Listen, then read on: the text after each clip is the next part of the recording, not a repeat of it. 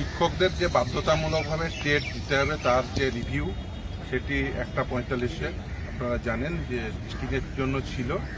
তো আজকে আমরা সেটা মেনশন করাই, তার কারণ হচ্ছে যাতে সেটি ওপেন কোর্টে শুনানির জন্য যাতে রাখেন। তার কারণ হচ্ছে এই মামলাটি অত্যন্ত গুরুত্বপূর্ণ, যে শিক্ষকরা যারা অনেক আগে শিক্ষকতা পেশায় সংযুক্ত হয়েছিলেন তাদের সেই সময় মিনিমাম এলিজিবিলিটি ক্রাইটেরিয়া হিসেবে এই টেট পরিগণিত হতো না। তারা সেই সময় রিক্রুটমেন্ট রুল অনুযায়ী রিক্রুটেড হয়েছিল। Subsequently right two education act আসে। রাইট টু এডুকেশন অ্যাক্টে সেখানে এনসিটিকে একাডেমিক অথরিটি হিসেবে দায়িত্ব দেওয়া হয় যে তারা মিনিমাম এলিজিবিলিটি ক্রাইটেরিয়া ফিক্স করবেন। সেই ক্ষেত্রে 2010-এ একটি নোটিফিকেশনের মাধ্যম দিয়ে তারা বলেন যে টেট হচ্ছে minimum eligibility criteria as well as other qualification, যেমন এইচএস এবং টিচার্স ট্রেনিং। কিন্তু টেটের ক্ষেত্রে সেই এক্সামশনটা সেটাও উল্লেখিত ছিল।